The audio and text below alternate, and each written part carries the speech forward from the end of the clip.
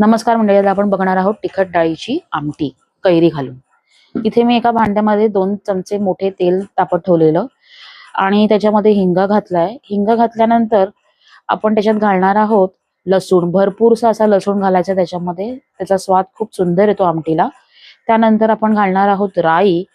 राई घातल्यानंतर आपण घालणार आहोत अशी कोथिंबीर भरपूर अशी। मी वरणामध्ये किंवा आमटीला वगैरे कोथिंबीर अशी फोडणीवरच एकदा घालून बघा असं त्याचा हिरवापणा तसाच राहतो छान कोथिंबीरीचा।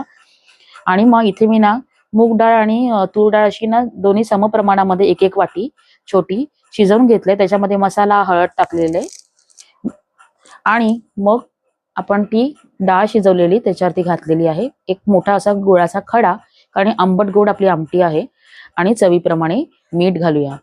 ही आमटी मी कधी जेव्हा बनवते ना तर मला माझ्या आजीची आठवण येते। लहानपणी आम्ही असे शाळेतनं आलो ना की आई आई आम्हाला अशी ना मस्तपैकी आई आम्ही बोलायचो आमच्या आजीला, ती आम्हाला असं भात आणि मग गरमागरम अशी आमटी आणि त्याच्यामध्ये एक फोड आपली अशी कैरी, त्यातली कैरी घालते मी आता। हे बघा हा आमटीला।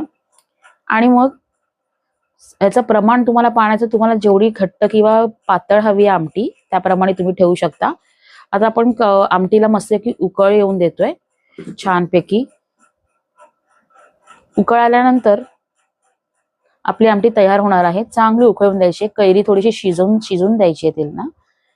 हा असं असं वाटतं की आता पटकन भात लावते आणि मस्तपैकी आमटी ना अशी ना फुरक्या मारत मस्तपैकी मस्तच खाऊया।